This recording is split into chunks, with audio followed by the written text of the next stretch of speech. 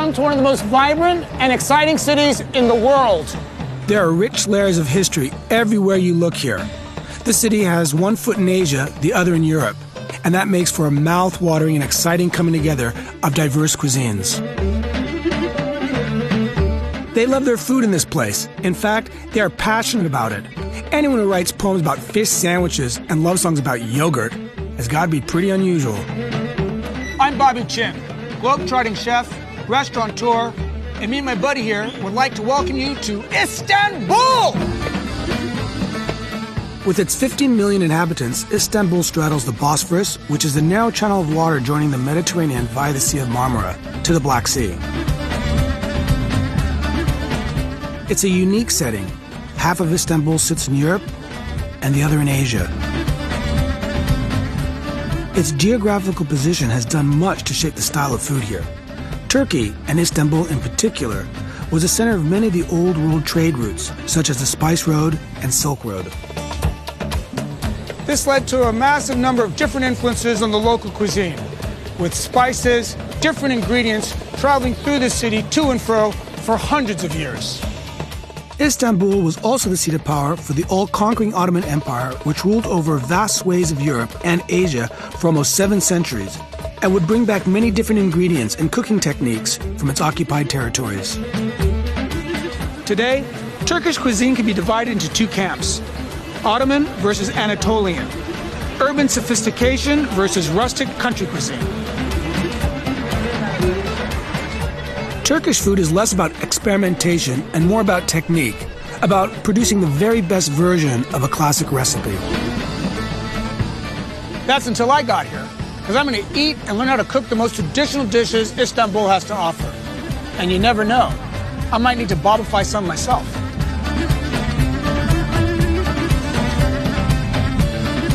I'm going to eat something traditional, and what could be more traditional than lamb's head? Brain or no brain? Brain. As you can see, it's not the most intelligent creature on the face of the planet. Whoa. Oh my goodness, what are you doing? The nostril? The eyeball. Oh. Oh. Is there etiquette? Do I eat the meat, the cheek first, the brain, or the eye? Does the eye socket see me through the week? Oh God, that's like eating, brain.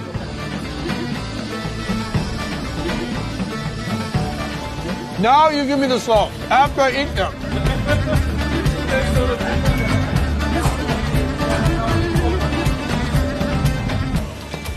This is one of my favorite desserts, halva. Tahina and sugar. If you don't want dairy, this is what you eat. And you eat it with bread. And right next door is a European-style bakery. They serve the flatbreads in Ramadan. But here, bread is very important. They have it with every single meal. It's a staple. And right next to that is another dessert store. I love this place, baklava. Now, the one thing with baklava, it's phyllo. It's made out of phyllo. Who invented phyllo? The Turks. But it was the Persians that added the syrup and the nuts to it and made it a special dessert. And I'm going to have one of these puppies over here. This one's here is made with pistachios. And one thing about baklava is they always charge you by the weight. You know why? It's because they put a ton of syrup on. This is going to be really, really sweet. Oh, God.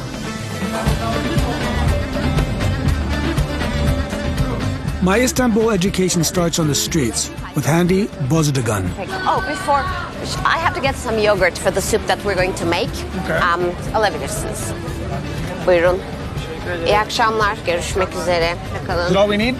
No, that's not all we need. We need to get some wheat. I forgot it's in that store. Let's go. Wheat. Wheat. Handy has written a cookbook called Flavors of the Street.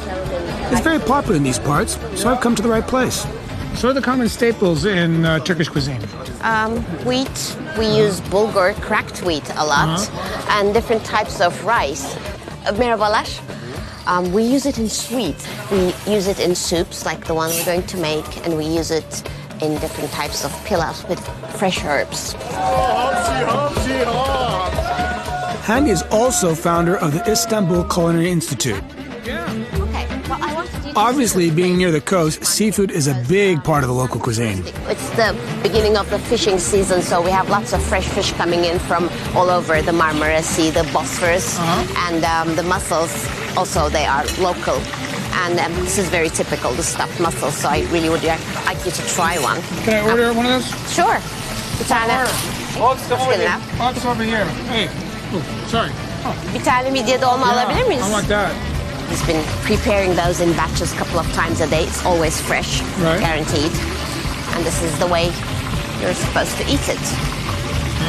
So this is something that you can see almost 24 hours in different parts of the city. It's very typical to eat it at nighttime after a heavy drink. That is delicious. It just tastes like a really good seafood risotto with a mussel that's not overcooked, because that's the problem with mussels. You always overcook the mussel, you know? Yeah. And then perfectly cooked Shouldn't rice. be dry. Shukra. So armed with yogurt and wheat, it's back to the roof terrace of Handy's Culinary Institute, where she's going to show me how to cook not one, but two traditional Turkish summer starters, a cold yogurt soup and a wheat and purslane salad.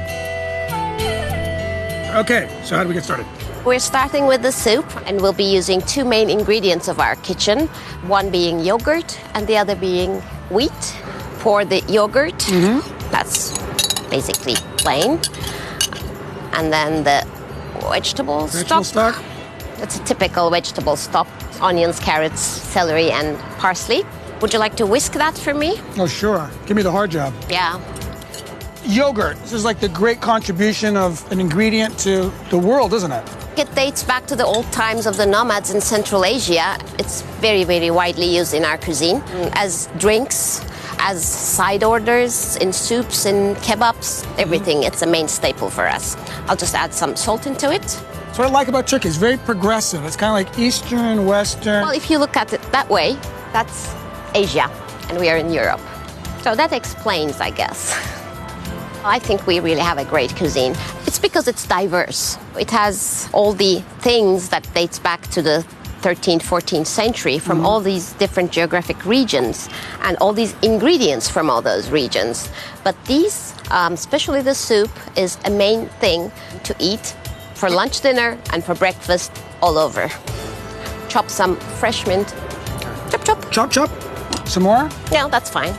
Now, why wouldn't this be just called a drink? Well, if you... Because the Persians have that. They drink that. Exactly. The way it is now, with or without the mint, is actually ayran, a very, very typical local drink. So we add the wheat in it that we soaked last night and cooked in the morning, al dente. And the garbanzo beans as well? Yes. That was prepared the same way. Okay, now it's no longer the Persian drink. And I'll just add a little bit of the dry mint. And that's it, basically. That's it. You want to taste it? Sure.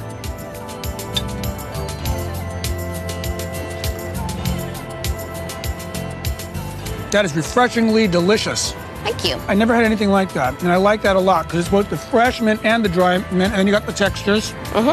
Okay, so as we have more of the wheat, I'll quickly show you how to make a nice purslane salad. So you have your choice of the salad or the soup to start with on the healthy and vegetarian side. Healthy vegetarians, hello!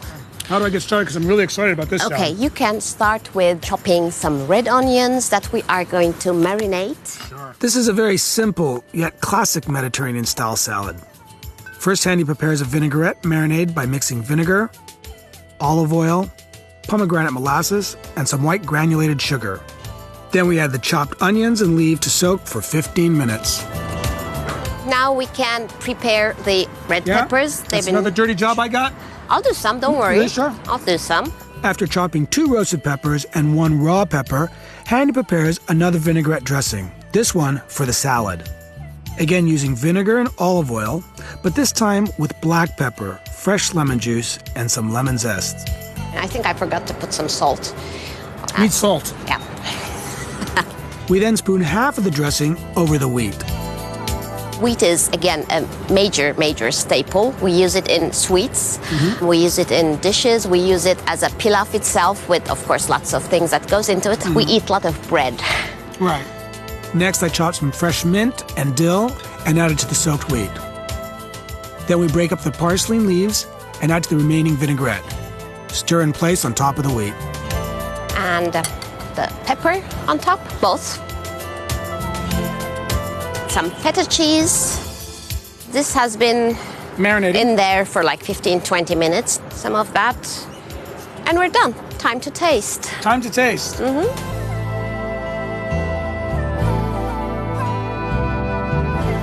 Très gentil. Really? That is so contemporary, so cutting edge, so delightful, so complex with the textures, the salt, the sweet, the grain, the herbs, everything. Give me a hug. Okay. Thank you again. There we go. Thank you so much. You're welcome. It's a pleasure to have you here. Thank you.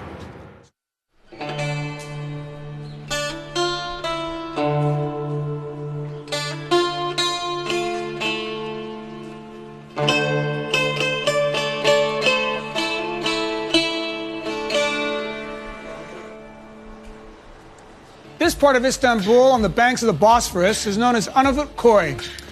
During the Ottoman times, it was predominantly populated by Greeks and Albanians. Today, it's mostly Turks. This whole area is starting to be discovered by the nouveau riche of Istanbul. And although it was quite a rundown neighborhood just a few years ago, a lot of these properties are now being renovated. You can still pick up a bargain here, but some of these places sell for $1.5 to $2 million US.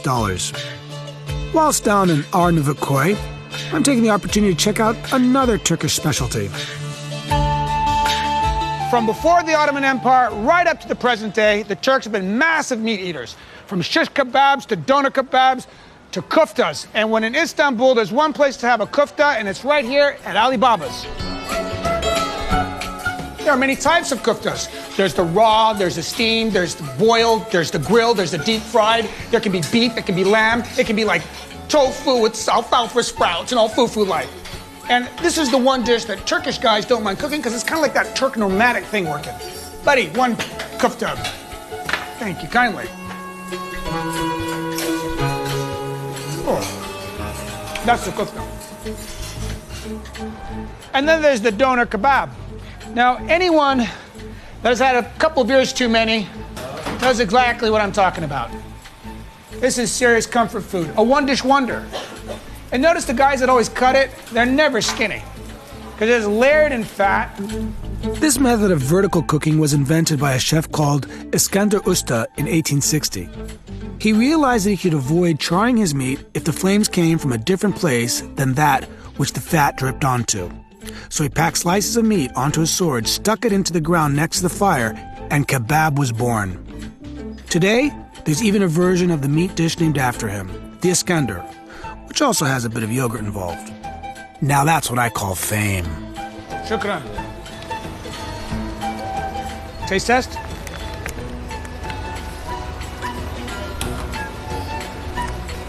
And this is exactly what it should taste like. Moist, tender, pieces of lamb with crispy pieces, saturated in fat, little pickle. But it doesn't end there. There's also another type of kebab. Lassies, there's a shish kebab. In here, they got the chicken, they got the spicy beef, they got the beef. Hit me up, buddy. Thank you. I can feel the beef sweat kicking in.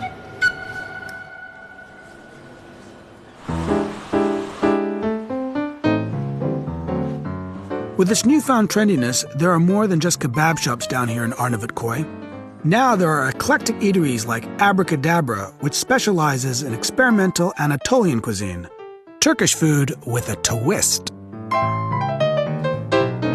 Dilar, can you describe the food that we have here today? Is it Anatolian? Is it Turkish? I call my cuisine traditional and experimental. I play with food here, just good food. I explain myself with food. And this looks very thought-provoking as well as sexual. What's that all about? Yes, it's to teach people how to make a French kiss. Really? Yes, it is curried banana. Curried banana mousse? With chocolate flakes. Mm-hmm. This dessert I made for my husband one night. He asked for, so that's why we call it insomnia every night, because after that you cannot sleep. While you are eating, in your mouth, lots of things are happening. Like you have the bubbles, you have the crunchies, you have the chocolate who melts. Lots of things are going on in your mouth. So your interpretation of a French kiss is a big mouth open with the tongue hanging out. My interpretation is actually your interpretation because you are going to use your tongue to eat that. Oh, so I'm going down on that? Yeah. Oh, okay. I'm just asking. Go ahead and try. I don't know. It's a family show.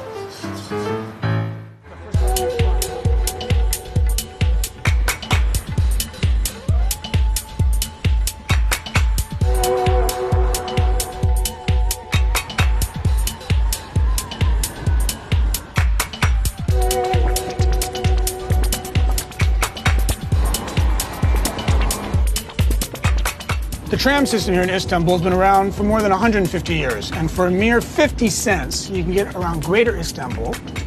It's clean, it's modern, it's efficient, and doesn't smell like urine. And the only signs they got here is no littering, no feet on laptops, and no smoking.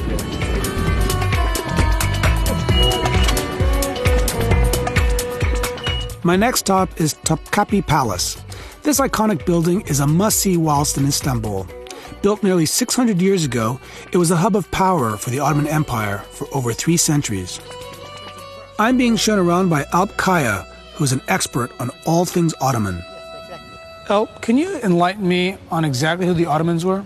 Well, Ottomans were tribal people who migrated to this part of the world from Central Asia. They were from the great Hun Empire, like the Mongolians. But after coming over here to this geography at the 11th century, they convert to Muslim religion. That is actually a decision they make to unite all of the tribes under one roof and one order. Then their glorious age starts. And at the 13th century, they create the Ottoman Kingdom, which actually dominates all of the other Turkish tribes and becomes the Ottoman state. After their success in conquering Europe, the Ottoman state becomes the Ottoman Empire, and it starts its wealthy era, the peak, when Sultan Suleiman the Magnificent, Selim the Grim, all of those get involved, and it becomes one of the 2 superpowers of medieval history.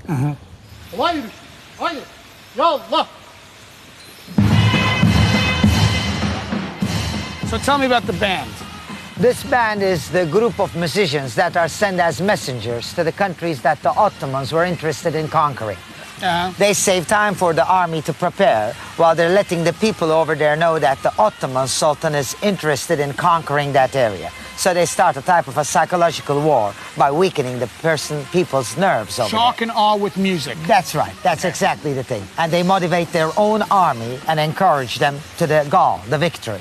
This idea is from the great Hun Empire. It's almost 1,000 years old. It comes from Central Asia. And this band of the Ottomans had influenced all of the European army bands that were created later, like the Austrian-Hungarian band, like the Red Army band in Russia, like the French army band. Before the Turks conquered Europe, there was no such thing as military bands in European history, but there was in Asia. So they would play this until they weakened? They will play this non-stop until the army arrived. What do you mean non-stop? Non-stop means like 24 hours, 3 shifts. 3 shifts of musicians? The music will never stop. The musicians themselves will be transferred to far areas to rest and sleep, but they will be surrounding the city and playing non-stop. No wonder they went nuts. I think they could just put Kenny G in there and play him once on repeat, and I'd surrender. I would agree with that. Next, Alp shows me around the harem, which popular belief would have it was a place of debauchery, but the reality is much different. The harem idea itself was like a finishing school. It was very much like a mixture of the geisha school in the Japanese culture, a lady to be trained to serve, plus the finishing school or the ladies' school in Switzerland, where they were trained, you know, to be able to participate in high-class societies. Because these girls who were brought over here at the age 13, 14, up till the age 18, had continuous education over here. Foreign languages, how to eat, how to dine, how to dance, waltz, folk dances, all of these were taught to them because they were prepared for future marriages that were going to be arranged for them. There was the custom in the palace that the sultans never waited for food. Food waited for them. That is one of the reasons why Turkish cuisine is very rich with its olive oil, cooked the starters, you know, the mezzes, and once cooked but cold served olive oil made dishes, vegetables mostly, because the more they wait in olive oil, the better they get in taste, and they have to wait in a cool place, not fridged, but also away from heat. And this section over here, because of the air circulation and these marble shelves, was excellent for that purpose. When rice came in one big bowl, and everybody would have their spoons, and they would be eating from that one cup. And people would either use a spoon or their hands. Spoons were special with edges to be able to be used as knives, because knives and forks did not exist. It was only spoons.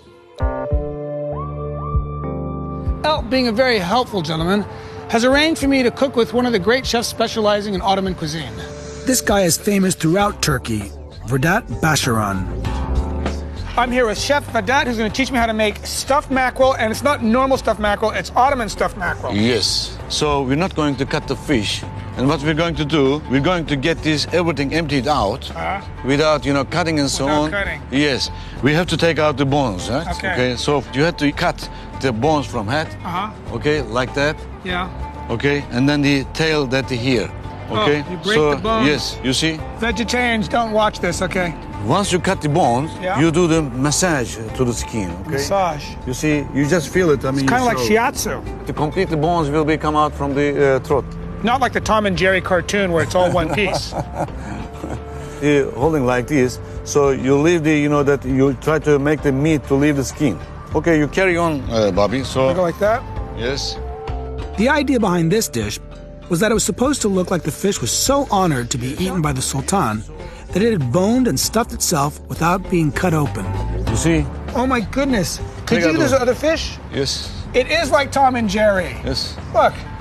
And now you try to take out the meat without damaging the skin. Like toothpaste. Yes, you see?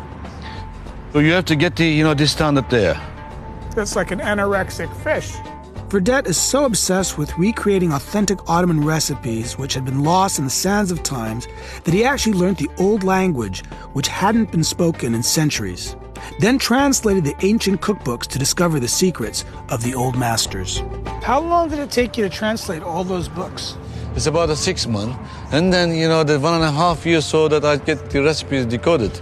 Bravo. Proud of that? Thank you. Bravo. Next, we prepare the stuffing for the fish. We put some of the ubiquitous olive oil into a pan and add some chopped onions, which are then left to sweat. So the Ottomans ate really well. They were keen on that fancy flavors and very dainty flavors. The lamb, right side of the lamb and the left side of the lamb is a different part. I mean, Oh, okay? you're gonna tell me So they're separating, you know, there. They're applying a different cooking system according to the size of the animal too. I think we're getting carried away. Wait a second, you're trying to tell me that they had an idea with the left side of the lamb and the right side of the lamb? Yes. Why? It's like... If you know that working with the right side, that the more than the left side, so more that red muscles, you know, happening on the right side. Like a, you know, one-handed tennis player. So right arm, left arm. That is bizarre. Yeah.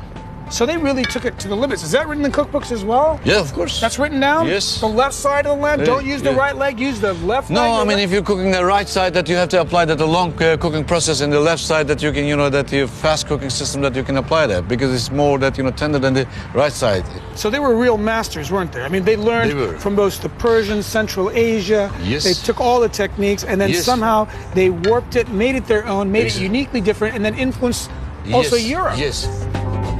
Now we add the fish into our mixture.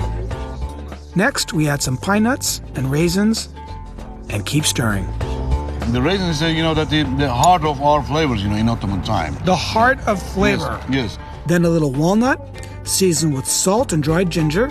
White pepper. White pepper. This is smelling good and looking fantastic, and I'm getting really hungry. So cinnamon. And cinnamon. Bay leaves. Bailey's, okay.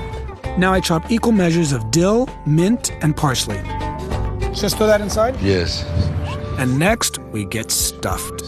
I pull the head back, I'm guessing. Yes. So how do you hold it? You hold it like like this? that, like that, and Like so that they just, you know, spoon it.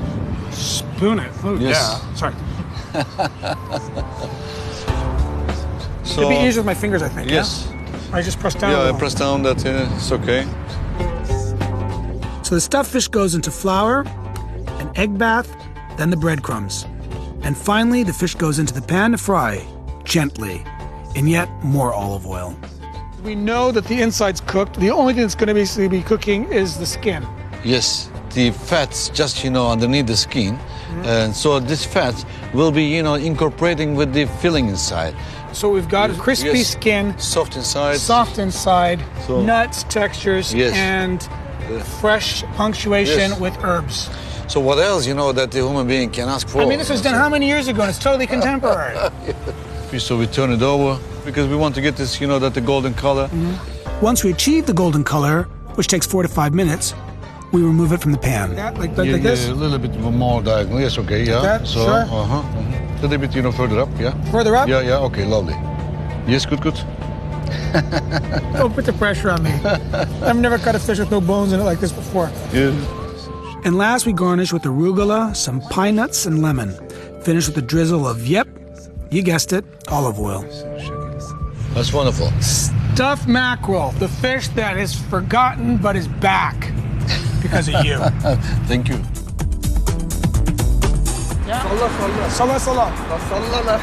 Now I'm back at the port. Fooling around, me, Whoa! Where'd it go? There it is. I mean, you're not going to catch a big fish here, but this has got to be considered sustainable. Whoa! I got it hooked to, oh my goodness, I got hooked to the, I stuck it to the satellite. Oh my God. Yeah, you speak English now, don't you? Sorry, buddy, I gotta go.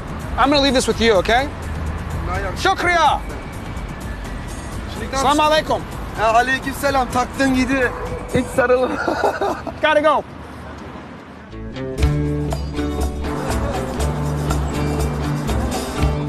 This is a wonderful symbiotic relationship here on the Galata Bridge. Above, you got yourself the fishermen catching the fish and selling them to the restaurants beneath them. Sounds like a fair deal to me. The Galata Bridge joins 2 districts of Istanbul, which are split by an inlet enigmatically named the Golden Horn. Hey, don't blame me. I didn't name it. Down by the Golden Horn, one of the things to do is get yourself a fish sandwich. It's very popular here amongst locals and tourists alike. The place is usually packed. Bir sandwich, which means one sandwich. This is a boned white fish called Istanbul. Very popular. So, that means thank you.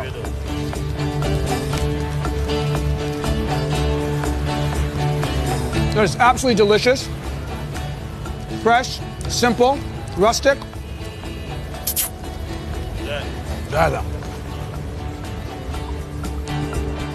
I've come down to the shores of the Bosphorus to try and hitch a lift over to the islands which lie a couple of miles off of Istanbul. Apparently there's a tradition of cooking contests all over the country, and my producers have been kind enough to enter me into one on one of the islands. I'm up against locals making a classic Turkish dish that they have been making all their lives and which I have never cooked before. And on top of it, it's going to be judged by the local mayor. Thanks, guys.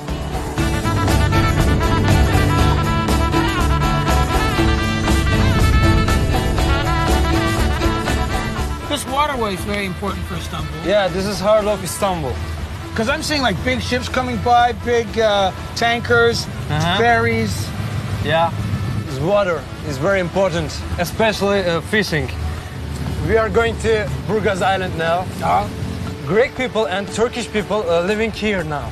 Okay. In harmony? Yeah, Jewish and Christian and Muslim, they are living each other. No neighborhoods, right? Yeah, yes, they are neighborhood actually. Neighborhood of Jews and Yeah, Muslims and of Christians course, not yeah. in harmony? Yeah. One of the best thing about Burgaz Island, that actually, is very beautiful. I appreciate the ride. I really do appreciate it. That's okay. I was go to islands, pick up the customers anyway. Thank you, Captain. Thank you kindly.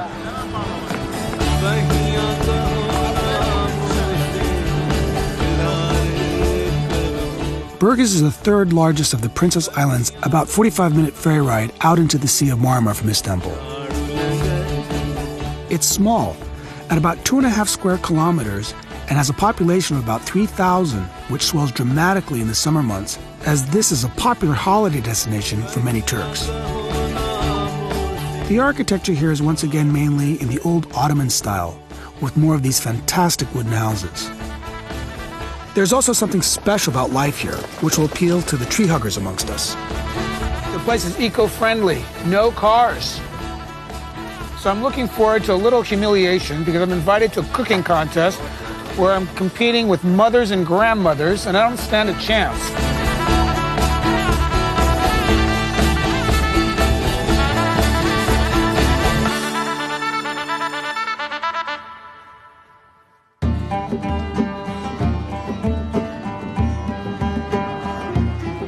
Okay, here we go. The moment I've been dreading, the cooking contest. Apparently, it's a running start under the watchful eye of the mayor of the island. Oh! Already on fire! I'm getting nervous. Get out of here, go on, scrap. Watch the other people, go on, scrap. This is the Imam Fainted dish, which is a national treasure. You basically take eggplants and you cook them in a ton of olive oil till it absorbs all the olive oil up, and then there's extra olive oil that doesn't get absorbed. So it's a saturated of unsaturated fats, the good fats. And I'm just trying to make mine lighter, because I'm gonna put it directly onto the fire. Basically char the eggplant.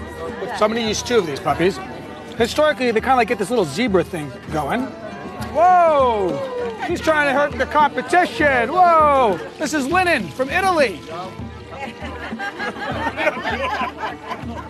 Cut it in half, and then I'm gonna carve out the parameters. And then what I'm gonna do is I'm gonna get a spoon. I'm gonna spoon it out. A nice one.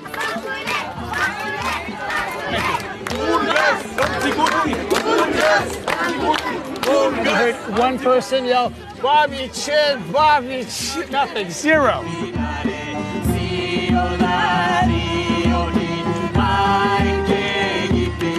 Onion here, and just slice it very, very thinly. You don't need all the onion. Now, there's another thing. Onion gives me gas. So if it gives you gas, this is not a dish you want to be making. Now, the tomatoes, I've decided that it'd be kind of nice if there's no seeds in it. So what I'm going to do is I'm going to score both ends and put that directly into the fire, and that's going to help separate the skin. I don't think I'm going to win. I mean, look at the home field advantage here. This would be like Jamie Oliver winning in Italy. It ain't gonna happen. My eggplant's looking pretty good. You see how it's all burnt on both sides here? All right, I'm gonna take that off, put it into a plastic bag, and help it steam. Now, a little water. Then I'm gonna add the onions, a little garlic, add a little olive oil. And what we've got now is we've got a garlic olive oil cooking the onions, which are gonna caramelize. So throw a little currants in there. I'm gonna skin my tomato, and then I'm gonna give it a little concasse. Just like that. No seeds. If you want, you don't have to throw this away. You can add some of the juices in, but you want to get the seeds out. But that's not story altogether. Now, what? How are you? You good? This is a very nice island you got thank here. Thank you very much. You're welcome to our island. Oh, she's almost finished. Is this a distraction? Is this way that you're doing this so that? Yeah. Almost. 1 hour. What do you mean 1 hour? When are we almost finished? Add those in. Go back to the eggplant over here. Cut both sides. Spoon the middle. Chop that up. That's a smoky flavor. Absolutely 0 olive oil. Throw that inside the pot. Reducing. There we go. Looking good. As I said, this dish is called Imam Fainted. The story goes that an imam once married a merchant's daughter and as a dowry received 12 man-sized pots of olive oil. After cooking this dish for 12 days, the woman ran out of olive oil, and on discovering this, the imam fainted. Now, I'm not sure what the moral of the story is. Either you can't use too much olive oil in your cooking, or don't marry a woman who can't cook. Parsley. And they got it. The imam did not faint. The imam is alive and kicking. You okay? Yeah. Good. 2, 1, haydos!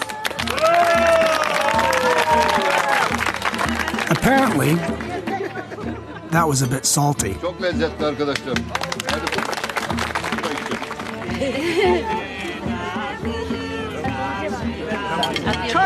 That one was good, but slightly undercooked. What do you think? What you? I think I'm going to have a very humble moment right now.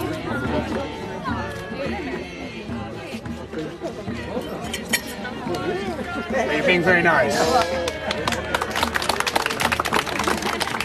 You're very nice. And now for the favorite. Surprise, surprise. But I'm not bitter.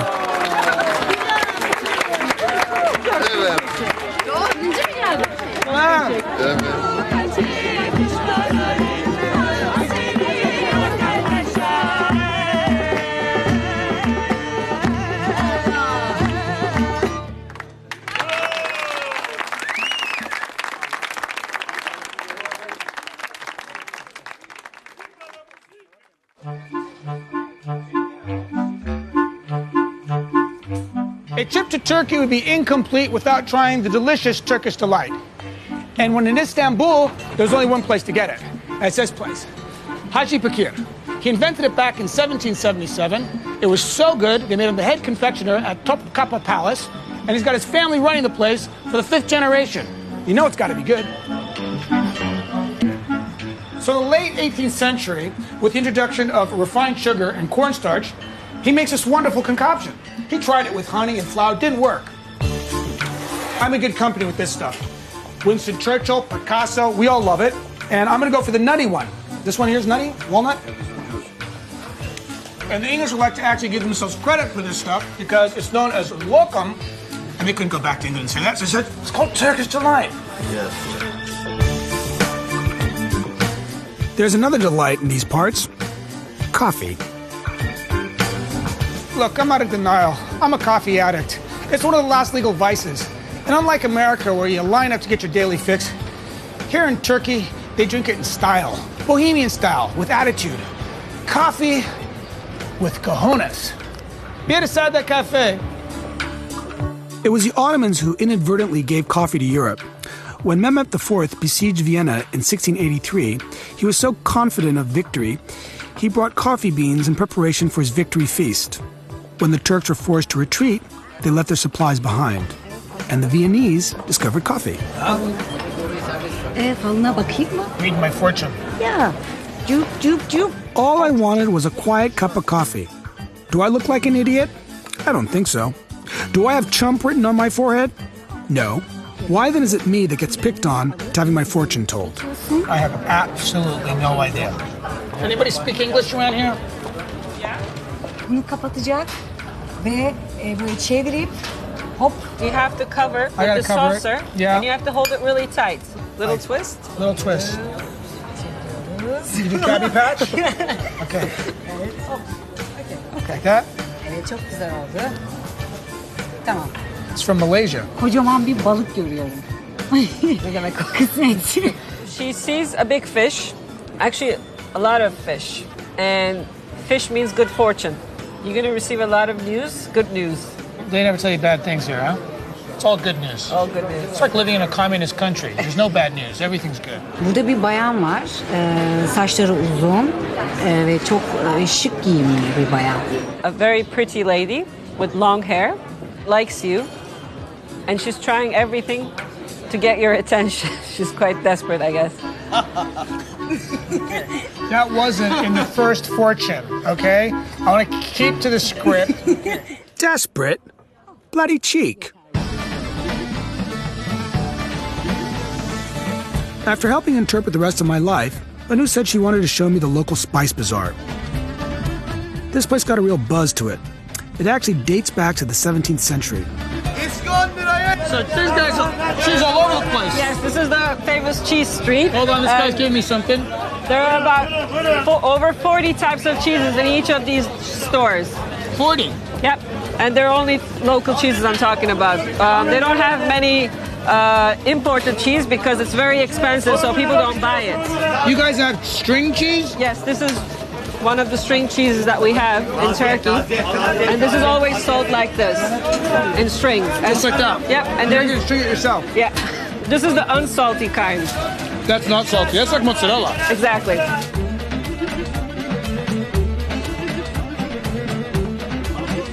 Another staple in Turkey are pulses, such as haricot beans, broad beans, lentils, and chickpeas.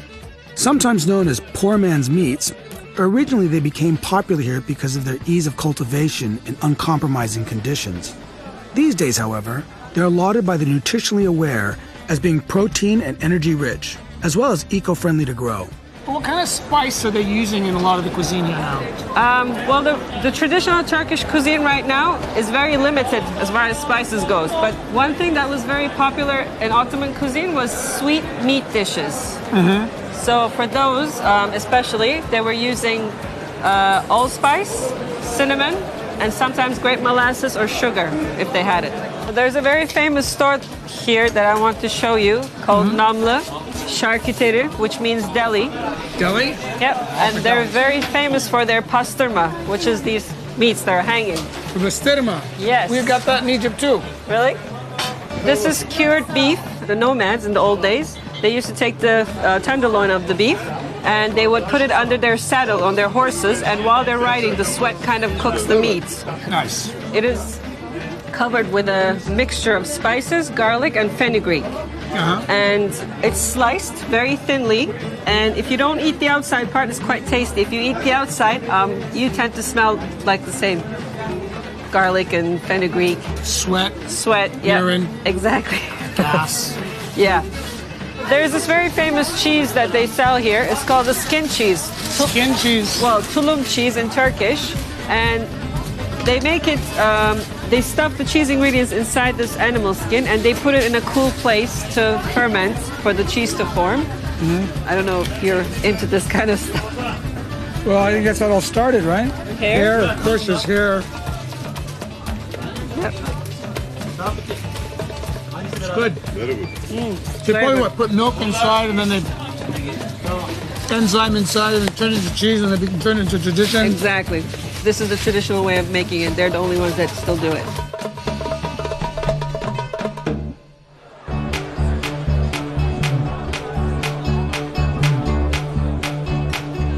Another popular snack that can be found throughout Turkey is meze, the small plate concept, kind of like tapas in Spain. It's popular all day long, but in particular the evening. And the place to get it is Nevizade.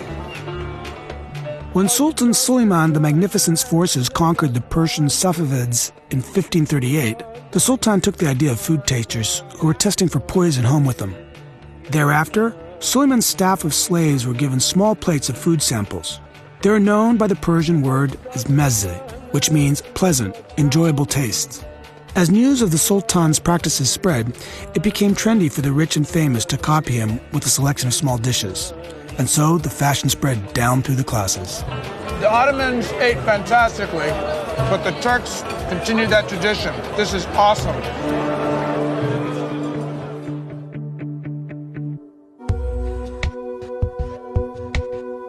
Okay, this guy Ataturk founded modern Turkey in 1923. He did it in his early 30s. He wrote the new constitution. He's revered throughout the country, in particular in Istanbul, because he lived right down the street. His successful military campaigns liberated the country and established the Republic of Turkey. During his presidency, Ataturk embarked on political, economic, and cultural reforms. An admirer of the Age of Enlightenment, he sought to transform the former Ottoman Empire into a modern, democratic, and secular nation-state. Although it was Ataturk who dragged Turkey kicking and screaming into the 21st century, it is Istanbul that seems to be willing to take that profound progress to the next level. Be it a physical manifestation of change in areas like this, Levant, or the more spiritual manifestations in a society which since Ottoman times has been happy to welcome all religious and political persuasions into its heart.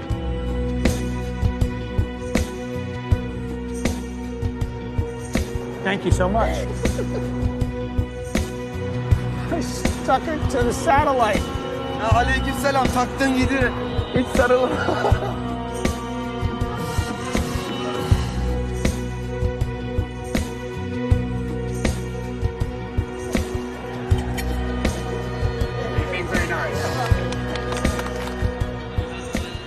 Just like the food here, which is nothing short of sensational.